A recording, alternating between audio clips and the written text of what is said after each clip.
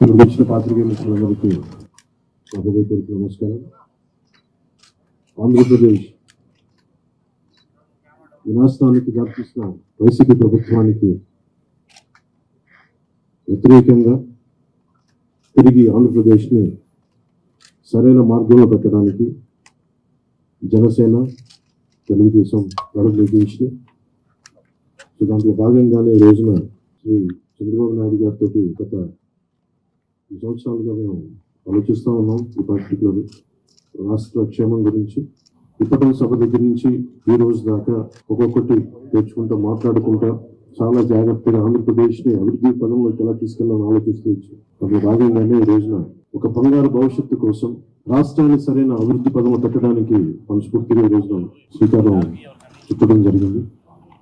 అందులో భాగంగానే ఈ రోజున జనసేన, తెలుగుదేశం కలిసి ప్రతిపాదించిన దీనికి మరింత బలోపేతం చేయడానికి భారతీయ జనతా పార్టీ కూడా శుభాశిస్సులు ఉన్నాయి. దీనికి చాలా కీలకంగా 24 స్థానాల్లో పోటీ చేస్తున్నారు. భారతీయ జనతా పార్టీని దృష్టిలో పెట్టుకొని కూడా జనసేన చాలా కీలకంగా 12 స్థానాల్లో పోటీ చేయాలని నిర్ణయించుకున్నారు.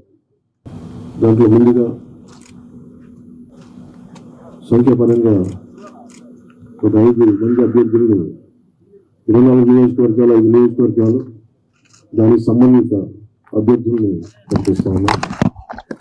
నెల్లిమర్ల శ్రీమతి లోకం మాధవి గారు, అనకాపల్లి శ్రీ కొనతాల రామకృష్ణ గారు, రాజానగరం దత్తుల బలరామకృష్ణ గారు, కాకినాడ రూరల్ పంతం నానాజీ గారు, తెనాలి శ్రీ నాగేంద్ర మనోహర్ గారు పోటీ చేస్తారు. మిగతా 9 నేను 2 రోజుల్లో మొత్తం అందరికీ తెలియజేస్తాను.